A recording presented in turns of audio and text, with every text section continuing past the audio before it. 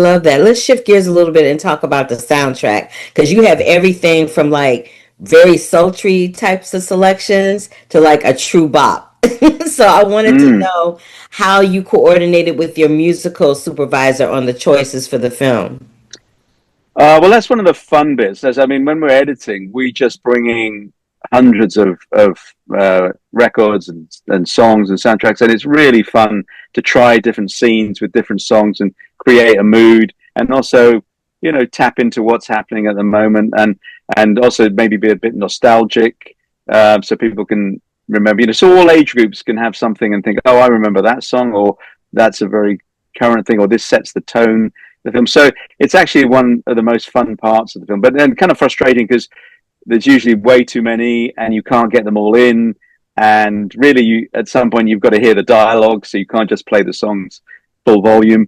But it's a great part of the process that I really enjoy is the soundtrack, and it's something you look forward to. It's like, oh, I wonder what song I can put here, and some of them work, great. It's things you expect to be in a romantic scene don't work at all, and so you could put like a fast song in a romantic scene.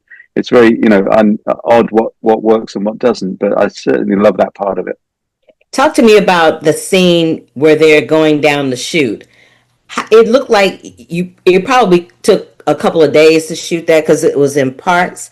How difficult is it to shoot something like that? Because it's not like it was a water slide. You know what I mean? I had airboats, so I just came up with a crazy idea. Well, maybe they just get sucked through the tube by the propeller of the airboat, and so then I've got to figure out a physical way of doing that. But I'm surrounded by incredibly talented technicians, and we sit around and we work out how can we make the audience believe they're actually flying through this tube, and then you would get them to do a certain amount of it, and that's the funniest bit. Is shooting Anna Camp smashing into the back of Rebel in a tube, and every take she cracks a different joke, a different ad lib. So I've got like 10 different jokes for that moment that I can't get put in the film because there's only room for one. But Rebel is making hilarious ad libs about why she's got this person riding on her back in a tube. It's so it's fun, but it's also technical. But yeah, that'll probably be in the behind the scenes things like that. I'm sure. I was just about to ask you, is that going to be on like the blooper reel on the DVD when it I'm comes? sure. I have so much material. I have so much material for the blooper reel and the outtakes and all the ad libs from the actors and the goofing. It's going to be a great blooper reel. I love that, which brings me to this. Honey, that little, I don't know if it's called a shuttle, a tube, or what it was, but that little white thing that y'all was sliding down. Oh yeah, the Talk to me tube. about the stunt train, the shoot. Okay, thank you. Talk to me about the stunt training that y'all needed to do that. And Anna, you had me cracking up. Get any. What kind of stunt training do you need Yeah, to just kind of Anna slam it didn't in the back have of her? I didn't have any stunt training for She that. had- They just threw me down the tube. Yeah, she just went down the tube. I did 5 weeks of stunt training because I'm supposed to kind of know what I'm doing with the stunts. So I did 5 weeks with the people that also did the Batman, and they did Robert Pattinson and Zoe Kravitz for that. And so they're really good at training actors, but they normally train them for months, whereas I did only do 5 weeks, which was short.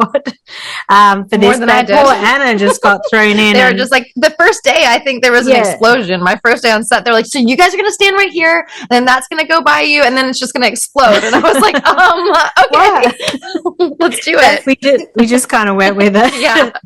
Rebel baby?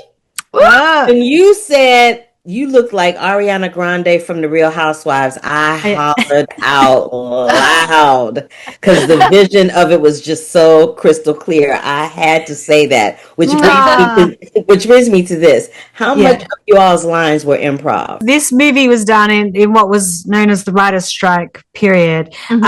So there was no writing allowed.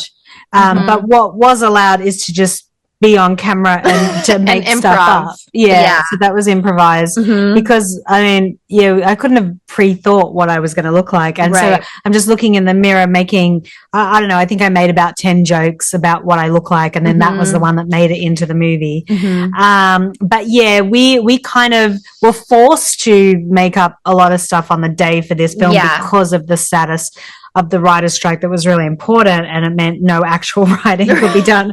So we had to actually find some funniness on the day. But luckily for us, like whenever jokes we make, like she picks it up and elevates it, and then I toss it back. Like we've been working together we've known each other for 14 years since the first Pitch Perfect. Yeah. So there's this like shorthand that we have with our comedy, which is so fun, and it just makes it not like work when we're on set. We just have so much fun. That is hilarious. So if this was real life and you guys were on vacation, what would be your premier destination to wreak havoc while being a spy and having a little bit of massage action happening? Ooh, we do love a massage. I do love a massage. I mean, I've never been to like Bali or Fiji, but I would like to go to like a tropical like place and wreak some havoc. Fiji's great, actually. Fiji, we could get into a lot of trouble. Great. Fiji, let's go to Fiji. Fun. Bride harder in Fiji. Yeah, and then they have these drinks called kava, which make you feel something special. Oh,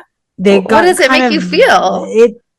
It's not alcohol. It's like kind of an hallucinogenic or something. That's in it. Like an absinthe. Yeah, or something it's like I don't quite know, but it's natural. But it makes you feel a little euphoric. Yeah, a little loopy. Okay. Yeah. Well, y'all were delightful. That is my time. Y'all were so funny. Y'all make me laugh out loud. Thanks. Thank you. And this movie, Brideheart, is honestly all it is just a laugh. Like it's just like you want to go see a fun movie set at a wedding. With us being stupid. This is a movie. This is a movie for you. And eat some popcorn in the movie theater and go with your girls. Go out to the movies and have a girls' night for this movie. So in this film, Zoe is this mother who is not letting her being pregnant in this situation hinder her opportunity to turn up with her girls. So what, if anything, would hinder Gigi from turning up with her girls? I was going to say like a natural disaster, but I'm always turning up with my girls. I'm one of 3 sisters, so we're always getting ready to go. So the film is also about friendship and what configurations and ebbs and flows that can take, right? And how friends can grow apart and then reunite. But what would it take? I think about this sometimes myself. What would it take for you to completely ice out a friend? You want my honest answer? I want your honest answer. I'm working on that with myself because I've done it a lot. Because again, I'm one of 3 girls. So I think growing up, I was raised with 2 permanent best friends. So whenever a friend used to like wrong me, I would just drop them because I had 2 more at home. Like I didn't need, or like if someone lied to me, I can't get past lying. And I had, as a kid, I used to like pull in a new sister, a 4th sister. And then the second they would like lie or wrong me, I did used to like ghost my friends. So that is a new thing for myself that I'm working on. Not just like cutting people off so fast after mistakes and stuff, because I was spoiled with 2 sisters at home that like I always have someone there for me, and I never had to like work through big fights because I had my sisters. So that's my deep answer. Girl, you and me need to start a support group because I'm that person too. I can't stand if somebody lies to me. I'm done. I'm like, I don't need it. I don't need to put up with it. I don't. I got my family. I don't need to wonder and stress about someone that doesn't really have my back or not. You know what I'm saying? Yes, Gigi. We here. I ice too easily. What do you consider to be the best qualifications for somebody to be a part of your squad, other than your sisters? Because your sisters are like a built-in squad. They are. I think anyone that can hang. You just gotta hang. And these girls have been like genuinely real friends. I've made incredible connections with all of them. I literally just went to the Renaissance Festival with Anna and Rebel. And then in Savannah, I used to go to church with Anna Klumsky. Divine would cook homemade meals for us. So there's different outlets for everybody. It doesn't matter where, but you gotta hang. You gotta be able to hang and just be real with each other. And I think that was what made this movie so special. All these girls could hang. I see you, Carla. We are one. Listen, I'm a real one, and so are you, Miss Gigi. That's my time. Thank you for giving me a slice of yours. You made me holler out loud. That was oh my God. It was nice to meet you. You're so fun. Nice to meet you too. I'll see you soon. Bye-bye. Hold up. Wait a minute.